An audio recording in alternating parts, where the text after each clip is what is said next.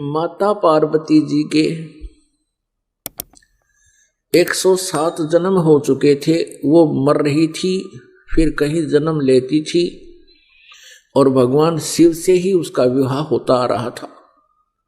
108वां जन्म था पार्वती जी का। उधर से भगवान शिव जी क्या करते थे, वो पार्वती जी से इतना प्रेम करते थे अपनी पत्नी से, उनकी मृत्यु के उपरांत वो उनके कंकाल को, उनके सिर को निकाल लेते थे और उनके प्रेम में उसकी याद को ताजा रखने के लिए एक माला बना ली थी, गले में डाल लेते थे और या अपने कहीं मकान, अपने महल की खुट्टी पर टांग देते थे। उनकी याद में रोते रहते थे। एक दिन नारद जी आए, पार्वती जी से कहा कि हे माता, आप जन्म और मृत्यु के कष्ट से कितने दुखी होते हो। भगवान शंकर जी के पास, शिव जी के पास एक अमर मंत्र है, यदि वो आपको वो मंत्र दे दे, जाप करने का एक नाम है, आपका जन्म और मृत्यु समाप्त हो सकता है। पार्वती जी ने कहा कि हे ऋषि जी, आपकी बातों पर मुझे विश्वास नहीं हो पा रहा, क्योंकि भगवान शिव जी मुझे बहुत प्यार करते हैं, मेरे पति हैं और इनके स्वभाव और इनके उदार स्वभाव से मैं खूब परिचित हूं। ये मेरे लिए अपनी जान भी दे सकते हैं और वस्तु का तो कहना ही क्या। फिर आप ये कहो कि इनके पास कोई ऐसी वस्तु है और वो मुझे नहीं देते, नहीं दी आज तक, मेरे से छुपा ली, मेरा बात जची नहीं और मेरी जन्म मृत्यु का भी मुझे ज्ञान नहीं। तब भगवान नारद जी ने कहा कि माता, ये जितने भी गले में भगवान ने ये शीश, ये रूंड टांग रखे हैं तेरे खोपड़े, ये तेरे ही हैं। 107 तो ये टंगरे खुट्टी पे है और 108वां आप वर्तमान में है। और भगवान शिव जी के पास एक बहुत ही अच्छा मंत्र है, वो आपको देंगे तो आपका कल्याण हो जाएगा। पार्वती जी ने फिर वही शब्द दोहराए कि नारद जी, मुझे विश्वास नहीं हो रहा कि उन्होंने मुझे ये नाम क्यों नहीं दिया जिससे मेरा मोक्ष हो सकता है। ऐसा भगवान नहीं कर सकते, मुझसे कुछ नहीं छुपा सकते। तब नारद जी ने कहा कि अभी तक आप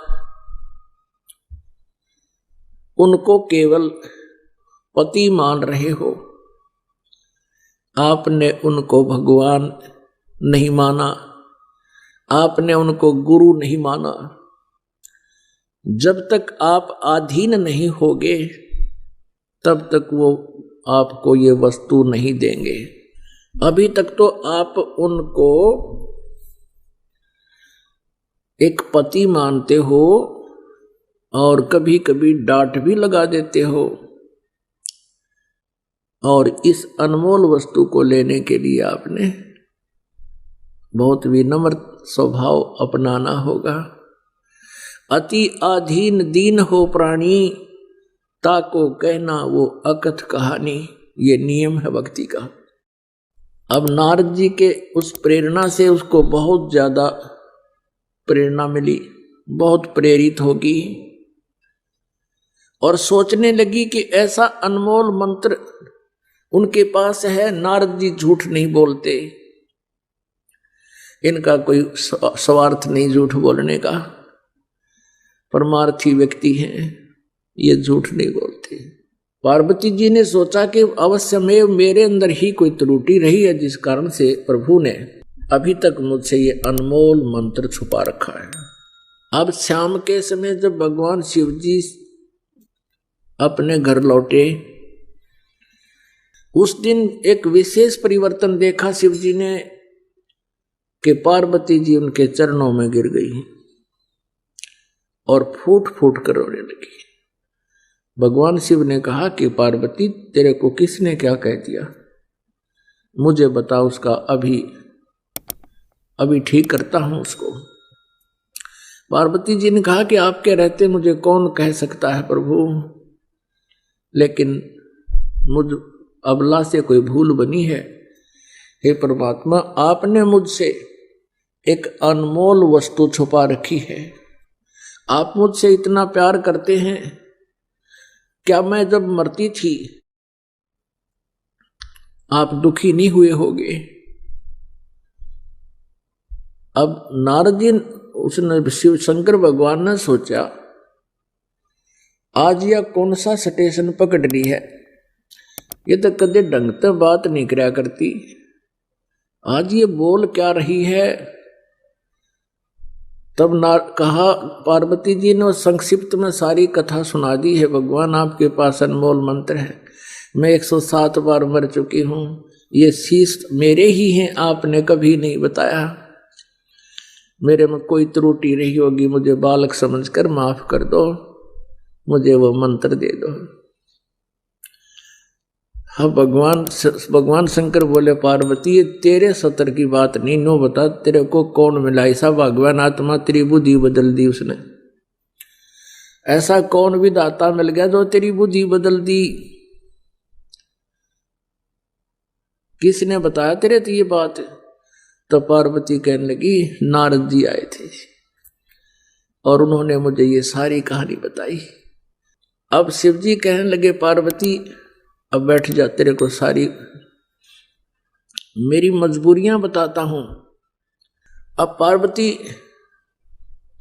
से शंकर भगवान ने कहा कि ये ना सोच के मैं तुझे प्यार नहीं करता था, तू मर जाती थी, तेरी मृत्यु होती थी, मैं बहुत रोता था, टक्कर मारता रहता था तेरे वियोग में। तब पार्वती जी ने कहा कि हे भगवान, और साथ में ये भी शंकर भगवान ने कहा कि ये सभी सिर तेरे, ये जो टांग रखे हमने, तेरे सिरों की माला बना रखी है, जब तक तू दोबारा मुझे प्राप्त नहीं होती थी तब तक मैं इनको देख देख कर रोता रहता था।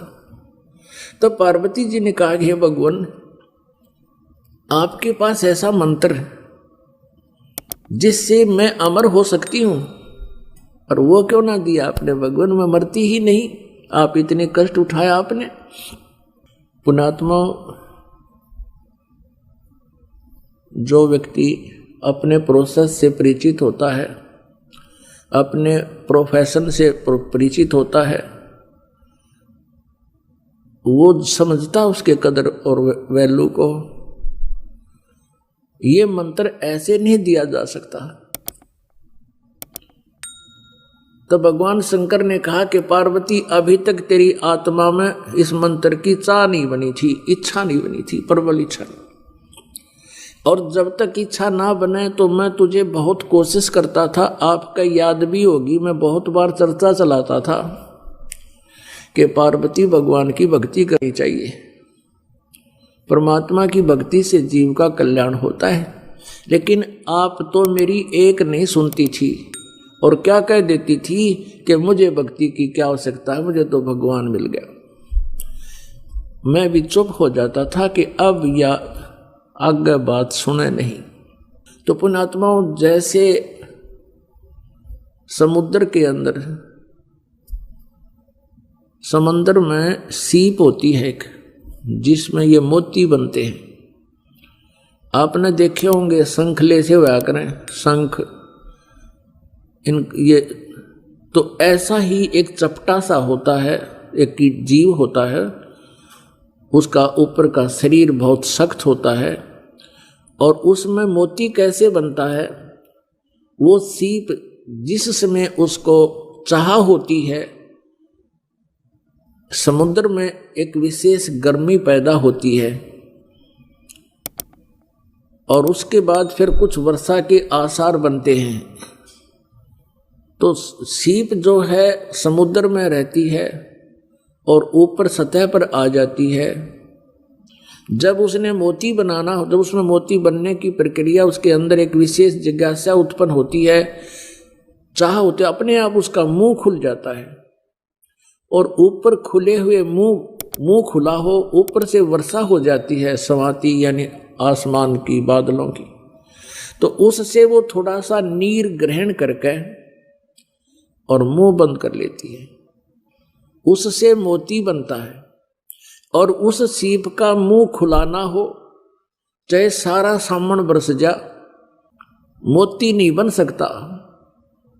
तो यहां परमात्मा बताते हैं कि पार्वती के अंतःकरण रूपी सीप का मुंह बंद था, नारद जी की प्रेरणा से वो मुंह खुल गया और भगवान शिव जी ने फिर उसमें वो मंत्र डाल दिया।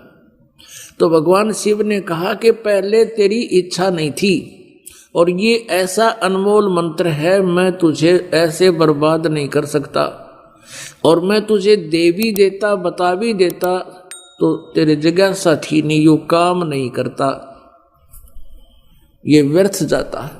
तो तब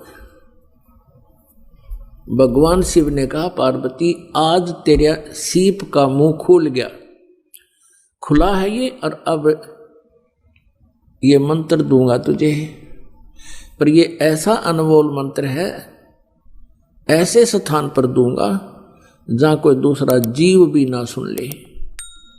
जहां पर अमरनाथ बना हुआ है वहां एक सूखा वृक्ष था, एक सूखा वृक्ष था, कोई पत्ता नहीं था, टहनी शेष थी, और वहां जाकर उसके नीचे बैठ गए भगवान शंकर और पार्वती। भगवान शिव जी ने हाथ से 3 ऐसी जोर जोर से ताली बजाई, इतनी आवाज हुई कि आसपास, इतना भयंकर नाद हुआ कि आसपास के कोई पक्षी वहां पर था वो उड़कर भाग गया, और कहीं अंडे भी थे आसपास के वृक्षों में, वो भी पक्षी बनकर उड़ गए। उसी वृक्ष की खोगर में एक थोथे स्थान पर में जो वृक्षों में हो जाता है, उसमें एक मादा तोते ने अंडे दे रखे थे।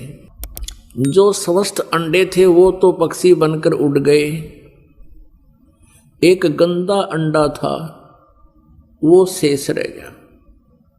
भगवान शिव पार्वती जी को वो मंत्र सुनाने लगा।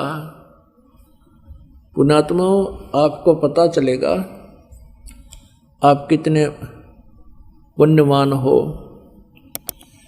वो जो मंत्र पार्वती जी को मिला वो मंत्र आप जी को मिल रहा है। इसके बीच में ये किसी को ना मिला, केवल कबीर परमेश्वर जी ने कुछ एक पुण्यात्माओं को दिया था। उनसे भी कह दिया था कि इसको अभी गुप्त रखना, नहीं तो काल के दूत इन मंत्रों को ग्रहण करके मेरी प्यारी आत्माओं को भ्रमित कर देंगे। अब यहाँ एक प्रश्न और है कि ऐसे स्थान पर मंत्र क्यों दिया भगवान शिव ने, और इसको गुप्त क्यों देते हैं? ये ऐसा मंत्र है, यदि ऐसे वैसे व्यक्ति को मिल जावे, वो इसका जाप साधना करके सिद्धि युक्त हो जाता है, और फिर वो ना जाने कितने जीवों को दुखदाई हो जाता है। पहले ये राक्षस क्यों बने? ये सभी भक्त थे, साधनाएं करते थे, गुरु होते थे, ये साधनाएं करते रहे, लेकिन साथ में त्रुटियां भी करते रहे, नाम से खंडित हो गए। गुरुजनों ने उनको अपने वहाँ से निष्कासित कर दिया। उनके अंदर उस नाम के जाप करते रहे, सिद्धियां आ गई। उन्हीं भक्तों को के शत्रु बन गए, उनके पास भी सिद्धियां, उनके पास भी सिद्धियां, सारी उम्र लड़ते रहे, ना उनको भक्ति आपकी ना करने देते थे। आपने सुर असुरों का युद्ध खूब सुना पुराणों में, और अधिकारी जो होता उसके मुख से सुना हुआ ज़्यादा असर करता है। तो वहाँ पार्वती जी को भगवान शिव ने वो मंत्र दिया।